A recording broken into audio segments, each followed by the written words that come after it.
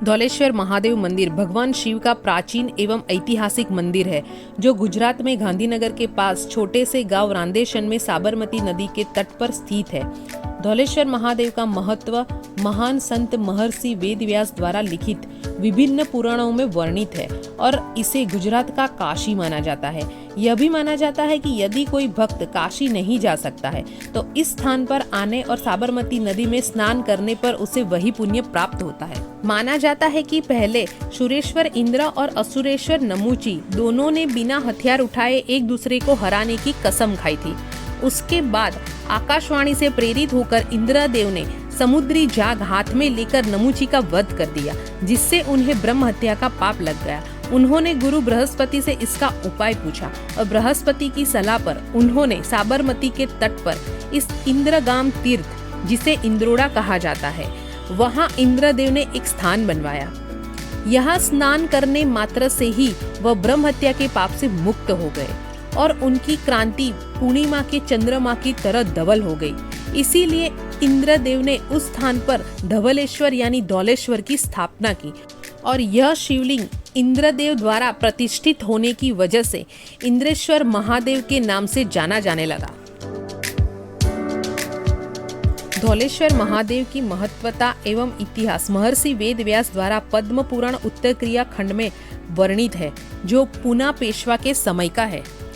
बहुत समय पहले जब महाराज पूना पेशवा सरकार के सूबों कड़ी में थे, तब कड़ी में महाराज मल्हार राव के नाम से पेशवा के सूबेदार राज करते थे।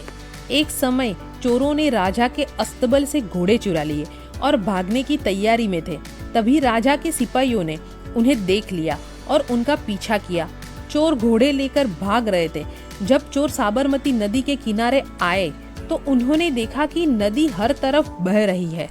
फिर वो सोच में पड़ गए और इधर उधर देखने लग गए। उसी समय उनकी नजर पास के शिवालय पर पड़ी। तब सभी एकत्रित होकर शिवालय के पास आए और देखने लगे। तभी उनकी नजर एक साधु पर पड़ी जो शिवालय के पास धूप जला रहे थे। सभी चोरों ने अपने घोड़े पास पास खड़े कर दिए और संत के सामने साष्टांग दंडवत प्रणाम किया और अभय वचन मांगा। संत ने उनसे पूछा कि वह अभय वचन क्यों मांग रहे हैं। तब चोरों ने राजा के अस्तबल से घोड़े चुराने की बात कही और भविष्य में चोरी या कोई निंदनीय कार्य न करने की प्रतिज्ञा करने के बाद संत ने भी चोरों को अभय वचन दिया और घोड़ों को खड़ा छोड़कर एक तरफ बैठने को कहा। तभी राज्य के सैनिक वहां आ गए। उन्होंने संत से पूछा कि घोड़े कौन लाया। तब संत ने कहा, यह एक जंगल है, यहाँ दिन भर में कई जानवर आते हैं। वे किसके हैं और उन्हें कौन लाया, मुझे उससे कोई मतलब नहीं। संत की बात सुनकर सैनिकों ने घोड़ों की ओर देखा तो जो घोड़े कुछ देर पहले लाल और काले थे वे पूरी तरह से सफेद हो गए हैं। वह मन ही मन सोचने लगे कि अब क्या करें, घोड़े तो हमारे ही है, पर यदि हम घोड़े ले भी गए तो भी कोई हमारी बात पर यकीन नहीं करेगा। कहेंगे कि चोर पकड़े नहीं गए, इसीलिए डर के मारे दूसरे घोड़े ले आए। ऐसा विचार करके सभी सोचने लग गए कि अब संत के अतिरिक्त हमें कोई और नहीं बचा सकता।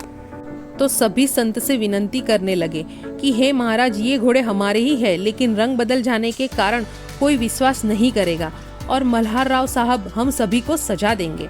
अब आपके सिवाय हमारा कोई उद्धार नहीं है। उनकी विनम्र वाणी सुनकर संत ने उनसे कहा, सैनिकों, ये घोड़े आपके ही है, परंतु चोरों ने भविष्य में ऐसा कोई निंदनीय कार्य न करने की प्रतिज्ञा ली है, इसीलिए मैंने उन्हें अभय वचन दिया है। अब यदि तुम इन चोरों को किसी प्रकार दंड न देने के लिए वचन देते हो तो यह घोड़े वैसे ही हो जाएंगे जैसे पहले थे।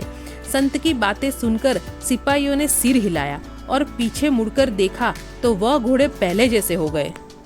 उन्होंने संत से अनुमति मांगी और घोड़े लेकर राज्य में वापस आए और सभी चोरों को बचा लिया।